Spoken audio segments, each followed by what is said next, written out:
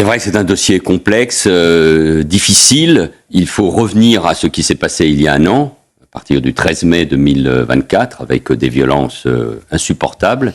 Et si c'était sur la Nouvelle-Calédonie que le gouvernement implosait? Il y a un an, la Nouvelle-Calédonie s'enflammait. Et un an après, la situation semble à nouveau bloquée, non seulement entre les différents protagonistes, mais aussi entre vous et Emmanuel Macron. On n'y comprend plus rien. Votre projet est-il partagé avec le président de la République? Il paraît qu'entre Emmanuel Macron et vous, vous n'êtes pas sur la même longueur d'onde.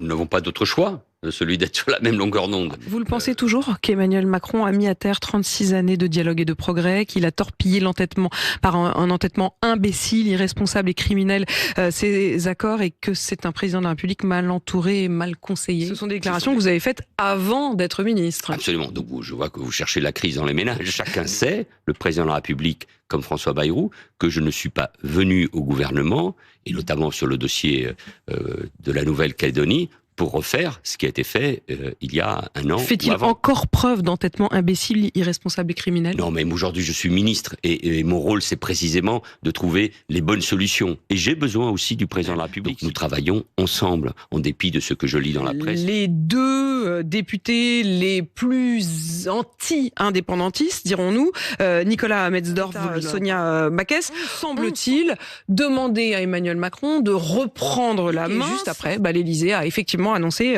que le président de la République inviterait les différents membres de la discussion à l'Élysée.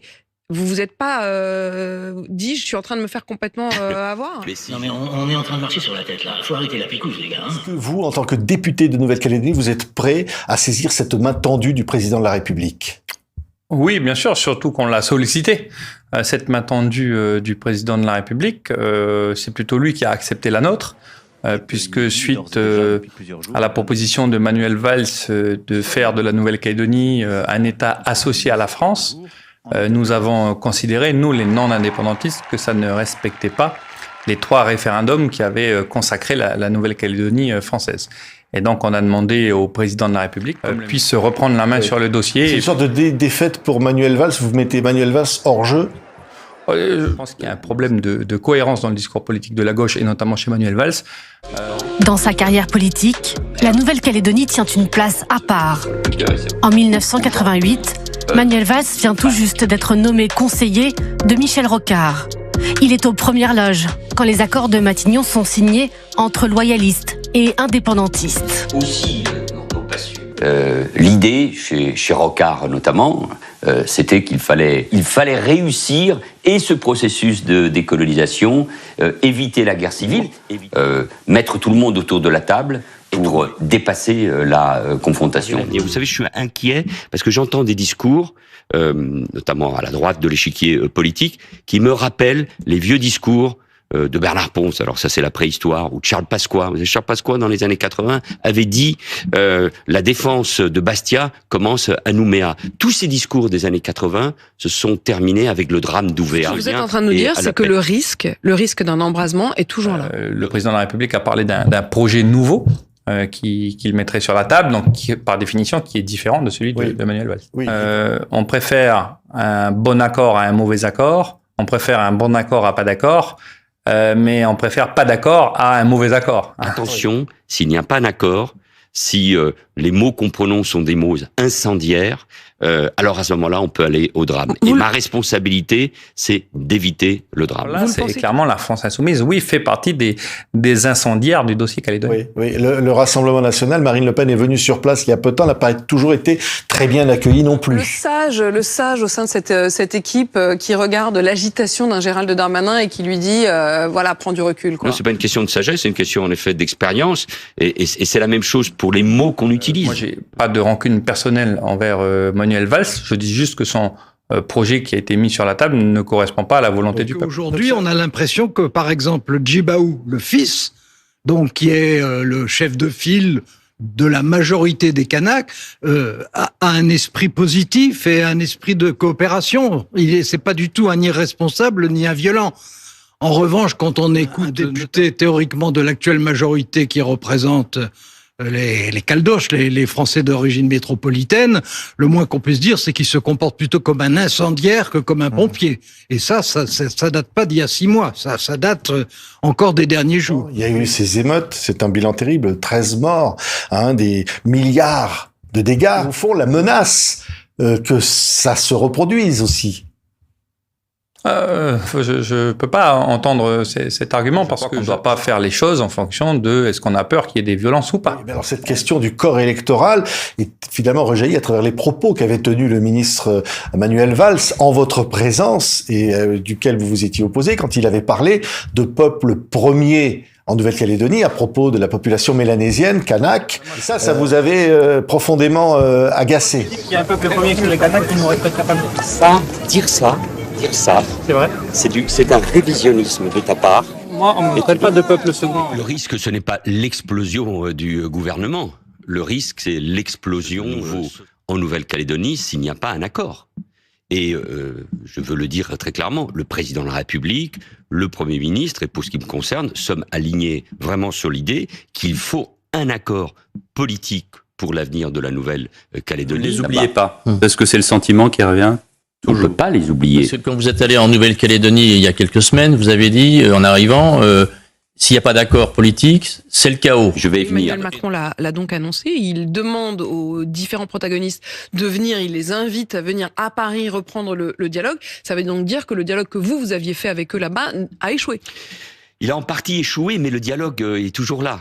Le fil n'est pas rompu, les bases de cet accord existent, mais à condition que ça se fasse discrètement et avec une bonne volonté, surtout toujours cette idée, attention, s'il n'y a pas un accord, si les mots qu'on prononce sont des mots incendiaires, alors à ce moment-là, on peut aller au drame. Et ma responsabilité, c'est d'éviter le drame. Vous le pensez? C'est fini là. Mon père m'a donné, c'est le plan social direct. Enfin, toi, t'en as rien à foutre. De toute façon, tu trouveras toujours du boulot, c'est ça? Mais bougez-vous le cul pour les autres, au moins, je sais pas, moi. Mais pense aux petits salaires, là, les petits postes, c'est eux qui trinqueront. Jacqueline, elle a contact avec son môme handicapé, 45 ans, tu crois qu'elle va trouver du boulot? Elle peut toujours courir. Et Momo, là, qui tous les soirs nettoie vos merdes, là, votre coco, vos magazines de cul, elle peut toujours courir aussi. Mais soyez humains, merde! Forcément, ça lui fait tout drôle à lui de réaliser qu'il va bientôt se retrouver à la rue. Je vous en supplie. Jean-François Marolle a été programmé pour une existence sans rue. Il a accepté d'être insulté et humilié pendant 15 ans par ses employeurs et ses clients pour pouvoir emprunter de l'argent à la Société Générale afin d'acquérir un 3 pièces à Levallois-Perret. Ça va. Et on y va. Ok. Allez, c'est bon, lève-toi. À cela, je dois rajouter des gens qui ne mangent pas à leur faim, des centaines de SDF à Nouméa, des gens qui ne sont pas logés, des décisions qui ont été prises par la province sud qui ont aggravé la situation des Kanaks notamment. Et donc il n'y a pas eu d'accord politique, donc c'est le chaos. Je vais y venir. Il y a un risque de chaos, bien évidemment. Si la Ligue des droits de l'homme était venue à l'Assemblée générale, elle aurait pu vérifier exactement ce que j'ai pu dire. Évidemment, comme je viens de vous le dire, pour moi, l'heure est à l'apaisement. L'heure n'est pas à l'affrontement, bien au contraire. Vous n'avez pas appelé les chasseurs à aller s'opposer aux opposants? Évidemment non. J'ai déjà suffisamment à faire avec les forces de l'ordre pour qu'elles puissent s'interposer efficacement entre les uns et les autres. Bien, maintenant je pose une question. Pourquoi faire de l'humour? Parce que l'humour rend la marque sympathique. C'est excellent pour la mémorisation de produits. Les consommateurs retiennent plus facilement ce qui les fait rire, enfin, je crois. Non. Pourquoi? On regarde les comédies qui marchent, les gens qui vont au cinéma. Ouais, ils aiment bien s'amuser parfois un peu, les gens.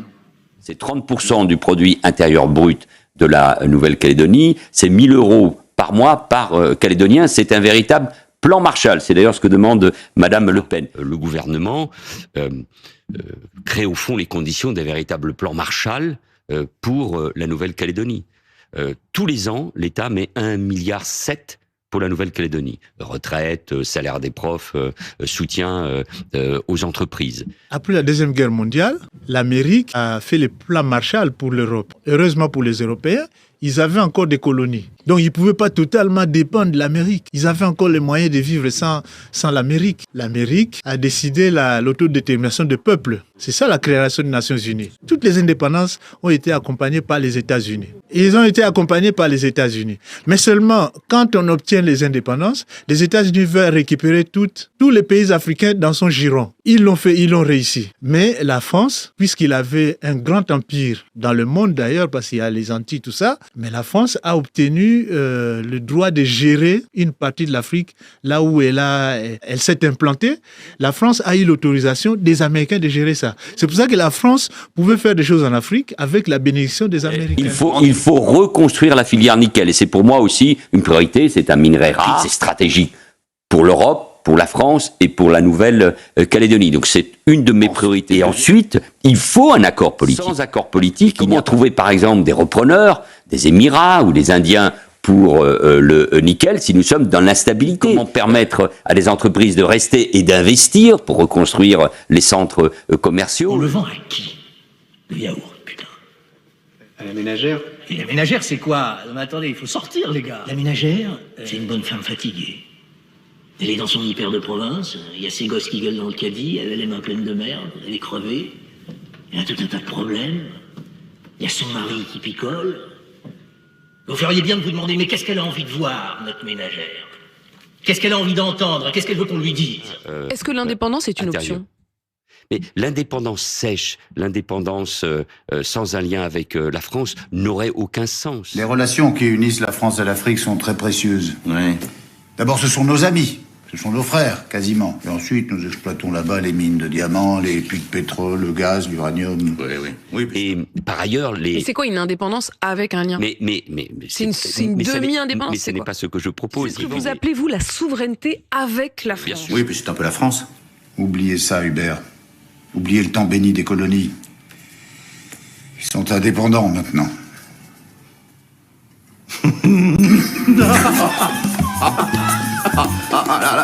Là, vous m'avez attrapé, Armand. Quoi, merde?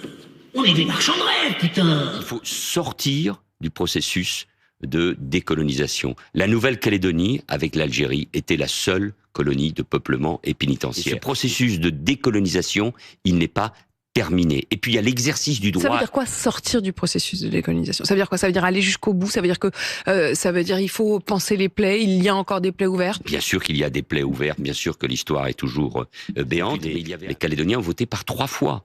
Ils ont dit non à l'indépendance. Mais il est vrai que le 3e référendum a été boycotté massivement par les Kanaks, par les indépendantistes. Et de toute façon, l'accord de Nouméa prévoyait que même en cas de 3 non, à travers ces référendums, on continuerait la discussion. L'histoire ne s'arrête pas, parce qu'il y a un autre droit qui est le droit à l'autodétermination. L'Amérique a décidé l'autodétermination des peuples. C'est ça la création des Nations Unies. Toutes les indépendances ont été accompagnées par les États-Unis. Et ils ont été accompagnés par les États-Unis. Mais seulement quand on obtient les indépendances, les États-Unis veulent récupérer tous les pays africains dans son giron. Le temps presse, déjà qu'on donne quand même le timing.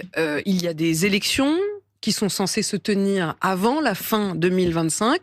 Est-ce qu'au moment où on se parle, vous vous dites, c'est possible, elles seront tenues? Elles doivent avoir lieu à la fin de cette année 2025 s'il n'y a pas un accord.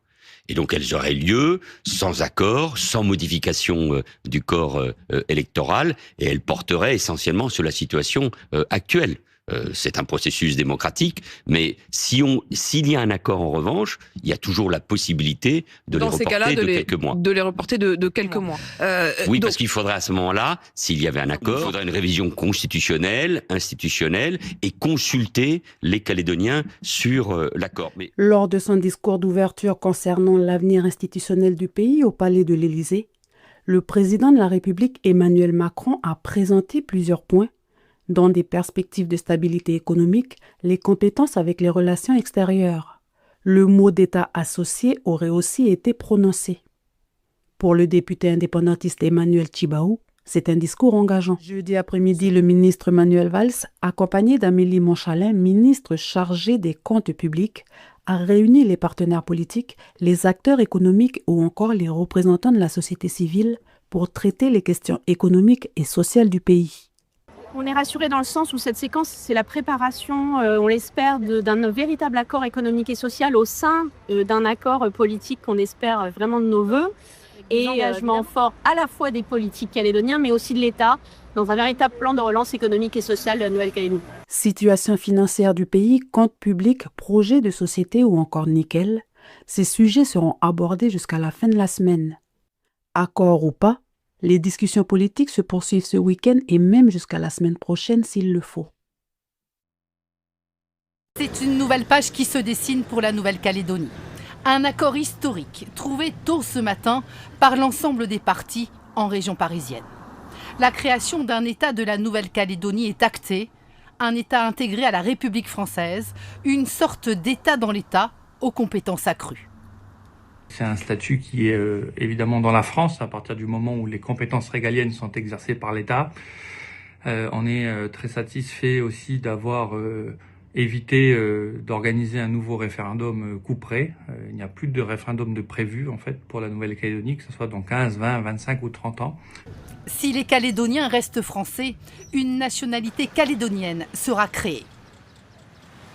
Nous avons consenti à ce qu'il y ait un côté de la nationalité française qui persiste pour tous les Calédoniens, une nationalité calédonienne, une nationalité française et calédonienne étant indissociables l'une de l'autre. C'est un compromis qui nous permet donc de dérouler devant nous un accord politique qui soit équilibré donc et qui nous permet de construire ensemble entre le monde. Il y a 10 jours, face au blocage des négociations, Emmanuel Macron avait ouvert une nouvelle séquence de discussion. Un sommet de la dernière chance, lancé au Palais de l'Élysée et organisé dans un hôtel à Bougival, près de Paris. Après les émeutes de mai 2024, faisant 14 morts et plus de 2 milliards d'euros de dégâts, les attentes étaient immenses. Le Premier ministre a exprimé sa fierté d'un accord à hauteur d'histoire. De son côté, Manuel Valls salue un engagement majeur, fruit d'un long travail de négociation. Un référendum local doit maintenant venir valider ce nouvel accord. L'accord prévoit un statut sui generis de, je cite, l'État de la Nouvelle-Calédonie au sein de l'ensemble national inscrit dans la Constitution de la République française. Il pourra être reconnu par la communauté internationale. Les mots sont importants. On parle bien d'un État calédonien. Mais...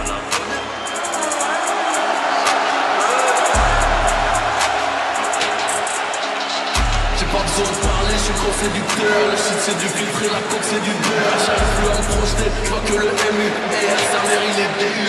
Je vais me poser dans le maquis, enterré sous terre tous mes cellulaires. Piscine à débordement, pizza aux fruits de mer. J'aide les miens, ceux qui ont un crochet, faut que mon prochain. Mais qui reste dans la France. Une loi fondamentale sera adoptée par le Congrès de la Nouvelle-Calédonie et va consacrer la capacité d'auto-organisation du territoire. Sera soumis au vote des Calédoniens. Ce sera en février 2026. Une double nationalité française et calédonienne. Pour la nationalité, il faudra avoir été admis à participer aux prochaines élections provinciales en 2026, ou alors être enfant d'un parent de nationalité calédonienne, ou être né en Nouvelle-Calédonie de parents non calédoniens, mais y résider depuis une durée qui sera fixée par la loi fondamentale, ou être résident depuis au moins 10 ans à la date de la demande, ou encore être uni par un pax ou un mariage à un citoyen calédonien. Conjoints de citoyens calédoniens, les natifs et les résidents de plus de 10 ans pourront accéder à la nationalité.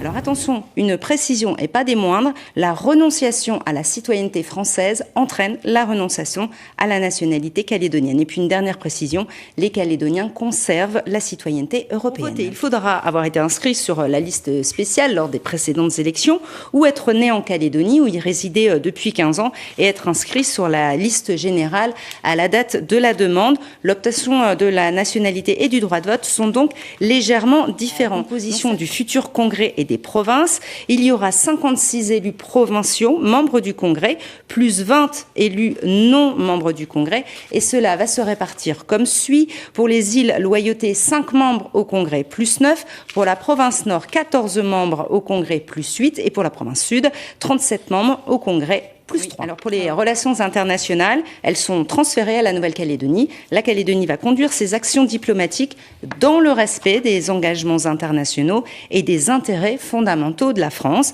Et le pays aura une plus grande représentation dans les organisations internationales. Pour ce qui est de la défense, l'État reste compétent, mais les autorités calédoniennes seront informées et consultées pour les actions dans la région. Pour les forces armées, rien ne change. Elles continuent de garantir l'intégrité territoriale de la Calédonie et de sa population. Venons-en à la sécurité, avec la création d'un Haut Conseil calédonien de la sécurité, avec des représentants de l'État, du gouvernement calédonien, des provinces, des maires et des autorités coutumières. Pour ce qui est de la police, les provinces auront une responsabilité propre de police de proximité, avec la création d'une police provinciale, et puis on note aussi la création d'une police coutumière sur les terres coutumières.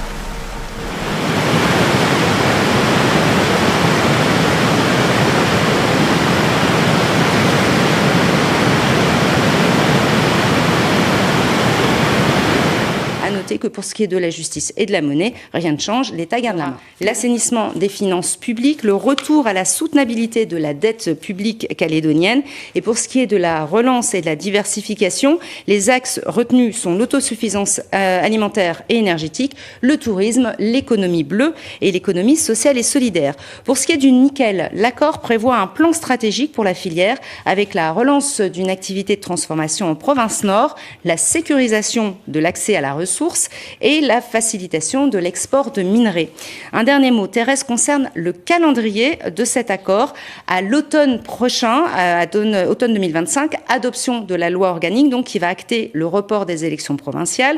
En février 2026, date très importante, l'accord sera soumis au vote des Calédoniens. Mars-avril 2026, comme prévu, adoption d'une loi organique spéciale. En mars, ça ne change pas comme partout en France, il y aura les élections municipales. Et enfin, en mai-juin 2026, donc les provinciales, soit dans presque un an. Donc si vous voulez plus d'informations sur ce texte, sachez qu'il est en ligne sur notre site internet.